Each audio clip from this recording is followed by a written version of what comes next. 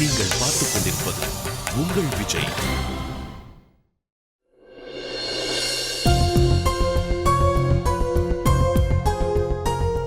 வினய், மாலதி இந்த மாதிரி யார்கிட்டயும் சொல்லிக்காம போனது எனக்கு கொஞ்சம் கூட பிடிக்கல. தாத்தா, நீங்க தப்பா எடுத்துக்கலன்னா ஒரு விஷயம் நான் சொல்றேன். நேத்து நடந்த பிரச்சனையினால மாலதியால இந்த வீட்டில் கம்ஃபர்டபுளா இருக்க முடியாதுன்னு நினைச்சா. அவ அடம் பிடிச்சதுனால ஜீவிதாவே ஊர்ல விட்டு வர போயிருக்கா. நேத்து அவ கிளம்பும் போது உங்ககிட்ட கொடுக்க சொல்லி ஒரு லெட்டர் கொடுத்துருக்கா.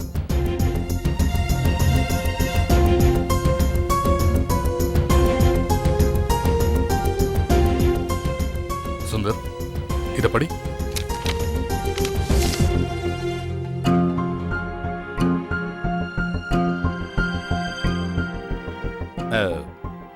மாலதி இந்த லெட்டரை நம்ம எல்லாருக்கும் தான் எழுதியிருக்கா. தாத்தா, Shalini aunty, Vasanthi aunty, Sundar uncle, Kanchana aunty எல்லாரும் என்னை மன்னிச்சிருங்க. உங்ககிட்ட சொல்லிக்காம இந்த வீட்டை விட்டு போகிறது எனக்கு வருத்தமாக தான் இருக்குது. யாரும் என் மேலே கோவப்படாதீங்க ப்ளீஸ். எனக்கு வேறு வழி தெரியல. எனக்கும் இது புது அனுபவமாக தான் இருக்குது. இது வரைக்கும் நான் உங்களை விட்டு பிரியறதை நினச்சி தான் பயந்துக்கிட்டு இருந்தேன். இப்போ என் முகத்தை காட்டவே பயப்படுறேன். எதிர்பாராத விதமாக என் மேலே எல்லாரும் வருத்தப்படுற மாதிரி நடந்துருச்சு. இதெல்லாம் உங்ககிட்ட நேரில் சொல்ல முடியாம தான் எல்லாத்தையும் இந்த லெட்டரில் எழுதியிருக்கேன். இந்த வீட்டுக்கு நான் எப்பெல்லாம் வர்றேனோ அப்பெல்லாம் என்னால் ஒரு பிரச்சனை வருது. இந்த தடவை அந்த மாதிரி வரக்கூடாதுன்னு நினச்சேன். அப்படி நான் ஜாக்கிரதையாக இருந்தும் என்னால் பிரச்சனை வந்துருச்சு. இந்த விஷயத்தால் எல்லாரும் எவ்வளோ ஷாக்கில் இருப்பீங்கன்னு என்னால் புரிஞ்சுக்க முடியுது. ஒரு வகையில் இதுக்கு நானும் காரணம்.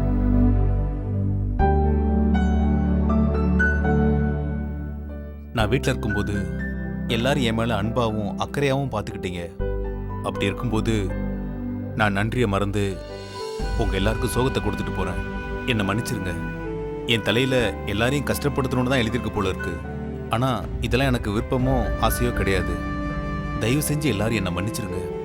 என் வாழ்க்கையில் நாளைக்கு என்ன நடக்கும்னு என்னாலேயே உறுதியாக சொல்ல முடியாது. என்னால் முடிஞ்ச வரைக்கும் நான் வாழ்க்கையோட போராடிக்கிட்டே இருப்பேன். ஒருவேளை போராடி தோல்வி அடைஞ்சிட்டேன்னா நிரந்தரமா யாரையும் பார்க்க முடியாது. ஆனா என்னோட கடைசி மூச்சு இருக்கிற வரைக்கும் நான் உங்க யாரையும் மறக்கவே மாட்டேன். அன்புடன் மாலதி.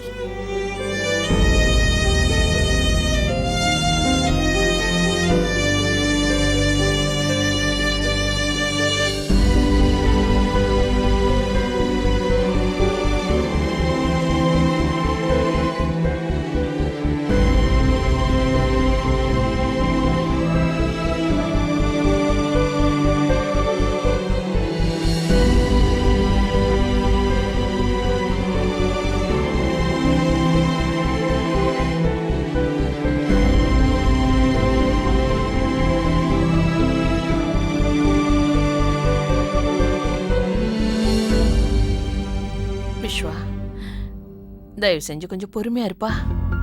எப்படிமா பொறுமையா இருக்குது? நீங்களே பாத்தீங்கல்ல அவள் லெட்டர்ல என்ன எழுதியிருக்கான்னு. அவளோட ஒவ்வொரு எழுத்துலையும் அவளோட வலி என்னன்னு தெரிஞ்சது. ஒவ்வொரு சென்டென்ஸ்லையும் அவளோட வேதனை என்னன்னு புரிஞ்சது.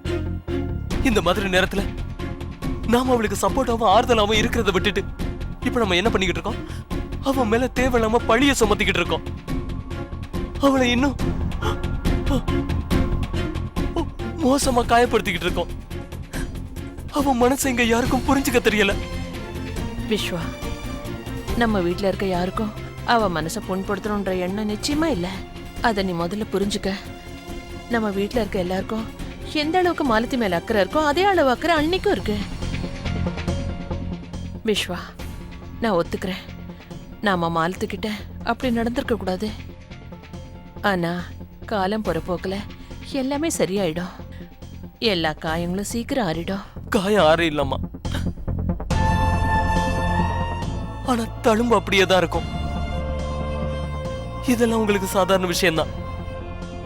ஆனா மாலதி இங்க இருந்து போனதுல இருந்து என் வாழ்க்கையை முடிஞ்சு போன மாதிரி இருக்குமா? அவ சொன்னதை நீங்க வேணா மறக்கலாம், ஆனா என்னால முடியாது. உங்க கண்ணுக்கு அது வெறும் லெட்டரா மட்டும்தான் தெரியும். அதை நீங்க படிச்சுட்டு அதுக்கப்புறம் அதை கசைக்கு நீங்க குப்பை தொட்டியில போட்டுருவீங்க. ஆனா அம்மா, எந்த எழுத்து என் மனசுலயும் என் உயிர் மூச்சிலையும் என் ஆத்மாவிலையும் எழுதியிருக்கோ அதை என்ன எப்படி கசக்கி போட முடியும்? அந்த எழுத்தெல்லாம் நான் செத்ததுக்கு அப்புறம் தான் அழியும்.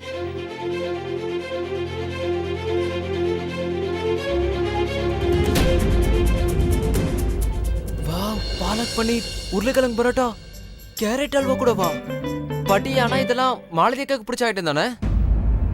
இப்போ அவங்க தான் இங்க இல்லையே. அப்படி இருக்கும்போது இதெல்லாம் ஏன் பண்ணி வச்சிருக்கீங்க? இதுக்கு ரெண்டே ரெண்டு அர்த்தம் தான் இருக்க முடியும் தாமு. ஒன்று, பாட்டிக்கு மாலத்தியோட ஞாபகம் வந்திருக்கணும், இல்லைன்னா மாலத்தி ரிஷிகேஷுக்கு வந்துகிட்டு இருக்கணும். என்னம்மா? ஆமா மோகன், என்னவோ தெரியல, காலையில இருந்து அவன் ஞாபகமாவே இருக்கு. பொய் சொல்றீங்க அம்மா. நீங்க பொய் தானே சொல்றீங்க. மாலத்தி சண்டிகர்ல இருந்து ரிஷிகேஷ் தான் வந்துட்டு இருக்கல்ல?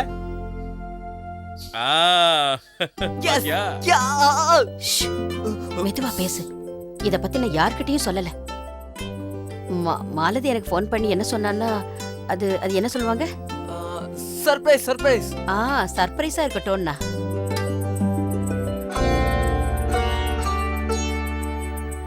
அடக்கடவுளே, பாத்தியா, அம்மாவுக்கு கொடுக்க வேண்டிய மருந்தை கொடுக்க மறந்துட்டேன். இத வந்துடுறேன்.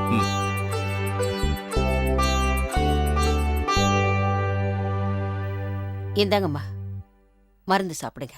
எனக்கு மருந்தெல்லாம் வேண்டாம், போ. எதுக்கு சாப்பிடணும்? மாலதி வேதனை படுறத பாக்குறதுக்கு நான் மருந்து சாப்பிட்டு உயிரோட இருக்கணுமா? அந்த கடவுள் ஏன் என்ன கூப்பிட மாட்டேங்கிறாரு? என்னம்மா நீங்க ஏன் இந்த மாதிரி எல்லாம் பேசுறீங்க? மாலதி வேதனை படுறத பாக்குறதுக்கு இல்ல, அவ நல்லா வாழறதையாவது நீங்க பாக்கணும் இல்லையா? அவ சந்தோஷமா இருக்கிறத நீங்க பார்க்க வேண்டாமா? முதல்ல இப்படி அழறத நிறுத்துங்க. நீங்க அழறத ஒருவேளை மாலதி பார்த்துட்டான்னா என்ன ஆகும்? மாலதி இங்க வர்றாளா என்ன? அட கடவுளே, என்னால ஒரு விஷயத்த கூட மறைக்க முடியலையே. இந்த விஷயம் எல்லாருக்கும் தெரிஞ்சு போச்சு. ஆனா ஒரு விஷயத்த மட்டும் எல்லாரும் ஞாபகம் வச்சுக்கோங்க. மாலதி இங்க வரப்போறத நம்ம யாருக்கும் தெரியாத மாதிரி அவகிட்ட காட்டிக்கணும். என்ன? அவ இன்னைக்கு வர, ஜீவிதாவும் கூட வர. ஒன்றும் இல்லை பெரிய பாட்டி, மாலதி நல்லதா இருக்கா. ஆனா ட்ரீட்மெண்ட்டோட சைட் எஃபெக்ட்ஸ் தான் ஸ்டார்ட் ஆயிருக்கு. ஒருவேளை மாலதியோட தலைமுடி ஒண்ணும் இப்படியே யாராவது அழுதுகிட்டே ஆசீர்வாதம் பண்ணுவாங்க? ஏற்கனவே நான் கீமோதெரபியோட சைடு எஃபெக்ட்ஸ் அனுபவிச்சுட்டு இருக்கேன். நீங்க மன வருத்தத்தில் ஆசீர்வாதம் பண்ணீங்கன்னா எனக்கு இன்னும் நிறைய கஷ்டம் வரும். இங்க பாருங்க, உங்க எல்லாருகிட்டையும் ஒண்ணு சொல்றேன். ஏ தாமு, இங்க வா, இங்க வந்து உட்காரு, வா.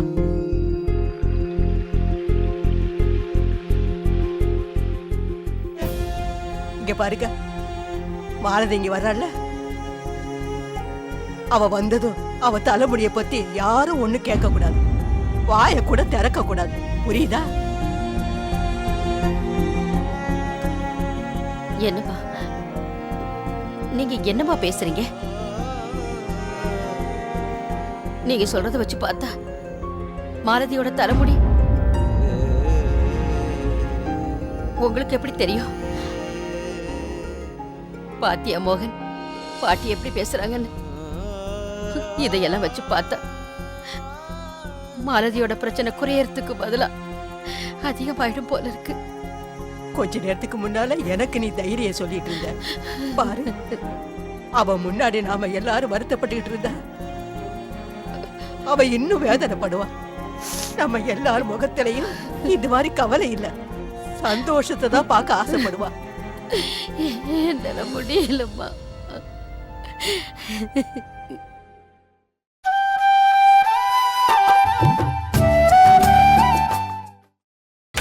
நீங்கள் பார்த்துக் கொண்டிருப்பது உங்கள் விஜய். இந்தாங்க பிரசாதம். இன்னைக்கு மாலதி மேடம் பேர்ல நான் கோயில அர்ச்சனை பண்ணிருக்கேன். அவங்க சீக்கிரமா குணமாய் திரும்பவும் இந்த வீட்டுக்கு வரணும்னு வேண்டிக்கிட்டேன். ஒருவேளை விஸ்வா தம்பி மாலதி மேடம கல்யாணம் பண்ணி அவங்க இந்த வீட்டுக்கு மருமகளா வந்தா ரொம்ப சந்தோஷமா இருக்கும்ல?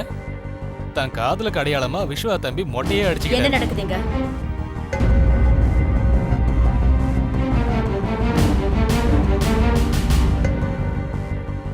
வசந்தி, எனக்கு உன்னோட ஃபீலிங்ஸ் ரொம்ப நல்லா புரியுது. நீ எவ்வளவு வருத்தத்துல இருக்குன்னு எனக்கு தெரியுது. ஆனா விஸ்வா மாலத்திய காதலிக்கிறதுனால என்ன பிரச்சனைகள் ஏற்படும்னு நீ அவனுக்கு தெளிவா புரிய வச்சுட்ட. இதனால விஸ்வா அவனோட கற்பனை உலகத்திலிருந்து மீண்டு வரலாம். வாழ்க்கை எவ்வளவு முக்கியமானதுன்னு அவனுக்கு உணர வச்சு சரியான பாதையில போறதுக்கு அவனுக்கு வழியை காட்டணும். அவன் இப்ப இருக்கிற நிலைமை எவ்வளவு மோசமானதுன்னு அவனுக்கு புரிய வைக்கிறது நம்மளோட கடமை. அவனோட யோசனைகளை பிராக்டிகலா மாத்த முயற்சி பண்ணணும். ஒருவேளை நீங்க நினைக்கிற மாதிரி நடந்தா ரொம்ப சந்தோஷமா இருக்கும். இதை விட ஒரு தாய்க்கு வேற என்ன வேணும்?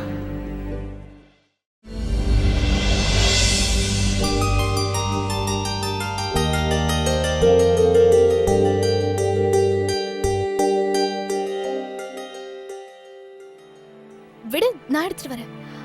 அம்மா, இப்ப நீ எப்படி ஃபீல் பண்ற? எனக்கு ஒண்ணு இல்லக்கா. வினய் ஃபோன் பண்றாரு. எங்க மாமா நான் அவ்வளவு மிஸ் பண்றாரா? கொடு, நான் ரிசீவ் பண்றேன். என்ன விஷயம் மாமா? அக்காவை நீங்க ரொம்ப மிஸ் பண்றீங்களோ? ஒரு நாள் பிரிச்சிருக்கிறதே ஒரு யுகம் பிரிச்சிருக்கிற மாதிரி இருக்கும். இதுக்கு பேரு தான் உண்மையான காதல். இந்த காதல்ல இந்த மிஸ்டர் இந்த மிஸ்ஸஸ் மிஸ் பண்ணுவாங்க. அப்படிலாம் ஒன்றும் இல்லை மாலதி. இன்னைக்கு ஜீவிதா ஞாபகம் ஒன்றும் வரல, உன் ஞாபகம் தான் வந்துச்சு. உன்னை ஒரு நாள் பார்க்கலன்னதும் என் மனசுக்கு என்னமோ மாதிரி இருக்கு. உன்னை அவ்வளோ சீக்கிரத்தில் மறந்துட முடியுமா என்ன? எனக்கு உன் கூட ஃபோனில் பேசணும்னு தோணுச்சு, அதான் பண்ணேன். மாமா என்ன பேசுறீங்க? அக்கா கேட்டுட்டு இருக்கா, ஃபோன் ஸ்பீக்கர் ஆன்ல இருக்கு. உங்க வேலை முடிச்ச மாதிரி தான் கடா. என்னம்மா மாலதி, இதெல்லாம் முன்னாடியே சொல்ல மாட்டேன். ஜீவிதா, நான் சும்மா விளையாட்டு தான் சொல்லிட்டு இருந்தேன். எனக்கு என் மனைவி தான் கடவுள், உயிர், இன்னும் எல்லாமே. எதுவும் மனசுல வச்சுக்காத. என்னடா மாலதி, உன்னால ஒரு பெரிய பிரச்சனையில் நான் மாட்டிக்கிட்டேன். அது சரி மாலதி, நீ எப்படி இருக்க? நீ நல்லபடியா போய் சேர்ந்துட்டல? ஜேர்னிலாம் நல்லபடியா இருந்ததா? எனக்கு தெரியும் மாமா, இதெல்லாம் உங்களை விஸ்வா தான் கேட்க சொல்றான். அவன் உங்க பக்கத்துல தான் இருக்கான்னு என்னால புரிஞ்சுக்க முடியுது. மாமா, நான் ரொம்ப ஃபர்ஸ்ட் கிளாஸா இருக்கேன். எங்களுக்கு ஜேர்னில எந்த ப்ராப்ளமும் வரல. சரி, ஓகே மாலதி, நீ பெர்மிஷன் கொடுத்தனா உங்க அக்கா கிட்டே 2 வார்த்தை பேசிடுறேன். ஆஃப் கோர்ஸ் மாமா. இந்தா. சொல்லுங்க வினய். எப்படி இருக்கீங்க? நான் நல்லா தான் இருக்கேன். இன்னைக்கு கொஞ்ச நேரத்துல வீட்டுக்கு போய்டும். நீங்க உடம்ப பாத்துக்கங்க. விஸ்வாவையும் பாத்துக்க சொல்லு. அப்புறம் விஸ்வாவையும் பாத்துக்கோங்க. நான் எல்லாரையும் நல்லபடியா பாத்துக்கிறேன், ஆனா என்ன யார் பாத்துக்கிறது? நான் இருக்கேன் உங்களை பாத்துக்கிறதுக்கு. போன்லயும் நீங்க கவலைப்படாதீங்க. தருண் கிட்ட சொல்லி உங்களுக்கு டீயும் ஸ்நாக்ஸும் கரெக்ட் டைம்க்கு கொடுக்க சொல்றேன். நான் இப்ப உடனே அவருக்கு ஃபோன் பண்ணி பேசுறேன். ஒன்றும் பிரச்சனை இல்லை. முதல்ல நீங்க ஜாக்கிரதையா வீடு போய் சேருங்க, அப்புறமா எதுவா இருந்தாலும் பேசிக்கலாம். ஓகே, பாய். ஓகே வினய், பாய். இப்ப சந்தோஷமா? மாலதி நல்லா தான் இருக்கலாம். ஆனா நான் என்ன நினைக்கிறேன்னா, நான் உன் பக்கத்துல தான் இருக்கேன்னு மாலதி நிச்சயம் கண்டுபிடிச்சிருப்பா. ஆனா ஒரு விஷயம் விஸ்வா, அண்ணன்றதுனால நான் உனக்கு ஒரு அட்வைஸ் பண்றேன். நீ இப்படியே எப்ப பார்த்தாலும் அவளை நினைச்சு கவலைப்பட்டுட்டு வேதனைப்பட்டுட்டு இருக்கிறதுனால அவ உடனே ஓடி இங்க வந்துட போறது கிடையாது, இல்லையா? விஸ்வா, இங்க பாரு, மாலதி உனக்கு தான் எழுதியிருந்தா அதை யார் நினைச்சாலும் மாத்த முடியாது. சத்தியமா சொல்றேன். எதுக்கும் நீ கொஞ்சம் பொறுமையா இருக்கணும். இங்க பாரு தம்பி, காதலுக்கு இன்னொரு அர்த்தம் காத்திருக்கிறது தான். நீ சொல்றது சரிதானா? நான் மாலதியை பத்தி என்ன ஃபீல் பண்றனோ அதே மாதிரி அவ என்ன பத்தி ஃபீல் பண்ணணும்னு அவசியம் இல்லை. காதல்ங்கிறது கட்டாயம் ஒன்றும் இல்லை. அதை மற்றவங்க கிட்ட இருந்து நாம எதிர்பார்க்கறதுக்கு. மாலதி என்னை பத்தி என்ன நினைச்சுக்கிட்டு இருக்காங்கிறது எனக்கு நிச்சயம் தேவையில்லை. ஆனா நான் காதலிச்சுக்கிட்டே இருப்பேன்.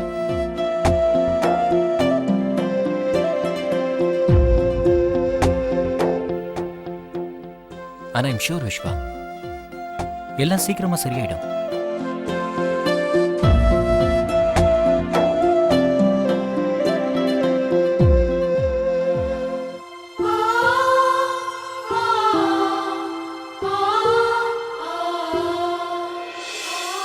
என்னாச்சு மாலதி? நம்ம ஊருக்கு ரூமுக்கு வரதுல உனக்கு இஷ்டம் இல்லையா? இல்லக்கா, நான் ரொம்ப சந்தோஷமா இருக்கேன். இருந்தாலும்க்கா எனக்கு என்னமோ கொஞ்சம் பயமா இருக்கு. மாலதி, சொந்தக்காரங்க கிட்ட என்ன பயம்? நீ பிறந்ததுல இருந்து அவங்க கண் முன்னாடி தானே இவ்வளவு பெரிய பொண்ணா வளர்ந்துருக்க. நீ எப்படி இருந்தாலும் அவங்கள பொறுத்த வரைக்கும் நீ தான் இந்த உலகத்திலே அழகான பொண்ணு. புரிஞ்சுதா? மாலதி, நான் இப்ப உலகத்திலேயே ரொம்ப அழகான பொண்ணை பார்த்துட்டு இருக்கேன். அப்ப சரிக்கா. ஆனா ஒரு நிமிஷம், நான் பார்க்க நல்லா தானே இருக்கேன். என்ன இந்த மாதிரி பார்த்து வீட்ல இருக்கிறவங்க யாரும் வருத்தப்படக்கூடாது.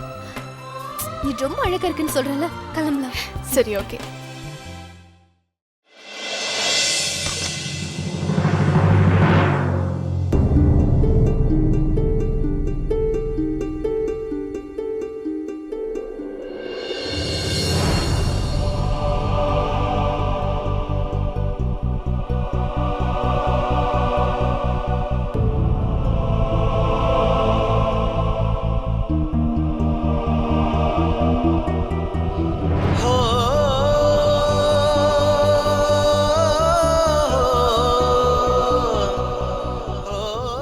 ரெண்டு பேரும் எப்படி இருக்கீங்க? நான் ரொம்ப நல்லா இருக்கேன் பாட்டி. நீங்க எப்படி இருக்கீங்க?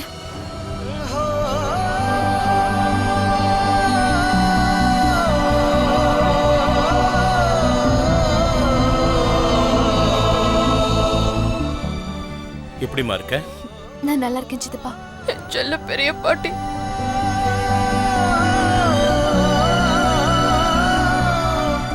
சித்தப்பா, வெல்கம் ஹோம். அட, நீங்க ரெண்டு பேரும் இவ்வளவு பெரிய சர்ப்ரைஸ் கொடுத்துருக்கீங்க. அதாவது திடீர்னு வந்திருக்கீங்க. ஓ அப்படியா? அப்படின்னா உங்களுக்கு இந்த விஷயமே தெரியாதுல்ல? பாட்டி உங்ககிட்ட இத பத்தி சொல்லவே இல்லையா?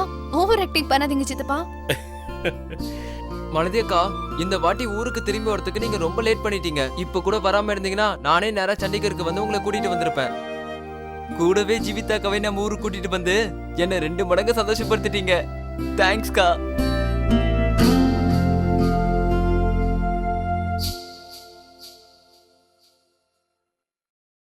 உங்க ரெண்டு பேரோட ஜர்னி எப்படிமா இருந்துச்சு? ரொம்ப நல்லா இருந்தது. சித்தி எங்க போயிருக்காங்க? ஆளக்கானோ? உங்க சித்தி அவங்க அம்மா வீட்டுக்கு போயிருக்கா. அவ தங்கச்சியோட பொண்ணுக்கு கல்யாணம்ல. சரி சரி, வாங்க வாங்க, வந்து உட்காரு. வாங்க வாங்க வாங்க.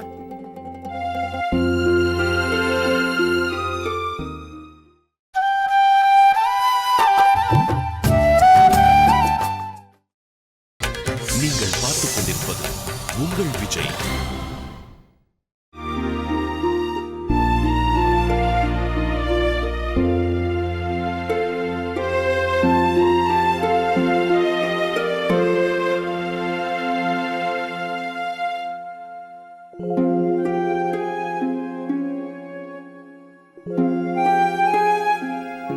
இவங்களுக்குலாம் என்னாச்சு? மாலதி இந்த குளத்துல பார்த்தோம், இவங்கெல்லாம் எந்த ரியாக்டும் பண்ணாம இருக்காங்க. என் தலைமுடிய பத்தி யாருமே எதுவுமே கேட்கல. முடியலன்னு அவங்களுக்கு தெரியுமா, இல்ல தெரிஞ்சும் தெரியாத மாதிரி இருக்காங்களா?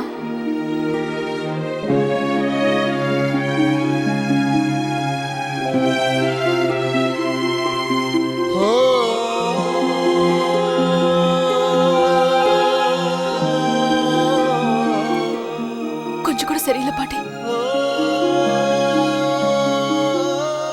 நான் உங்க பேத்தி இல்லையா? இந்த வீட்டோட செல்ல பொண்ணு இல்லையா? அப்படியே இப்படி பண்ணிட்டு இருக்கீங்க. அழுக வந்தாலும் அத ஏன் எல்லாரும் மறைச்சிட்டு இருக்கீங்க? வலிய மறைக்க மறைக்க அது நிறைய வேதனையை கொடுக்கும். 2 சொட்டு கண்ணீர் விட்டுருங்க. ஏன் தடுக்கிறீங்க? ஏன் நீங்க எல்லாரும் என்கிட்ட இப்படி பிஹேவ் பண்றது பார்க்கும்போது எனக்கு எப்படி இருக்கு தெரியுமா? என்ன வெளியால நினைச்சிட்ட மாதிரி தோணுது பாட்டி. தயவு செஞ்சு உங்க கண்ணீரை தடுக்காதீங்க. சில சமயம் நம்ம நெருங்கினவங்களோட கண்ணுல இருந்து கண்ணீர் வரது பார்த்தா ரொம்ப அன்பு வச்சிருக்காங்க தெரியும் பாட்டி.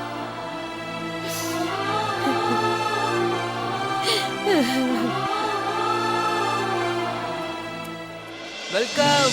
வாங்க, வெல்கம். Please come in. வாங்க வாங்க. உங்க ரூம்க்கு நான் உங்களை வரவேற்கிறேன். ஒரு விஷயம் சொல்லடா தாமோ.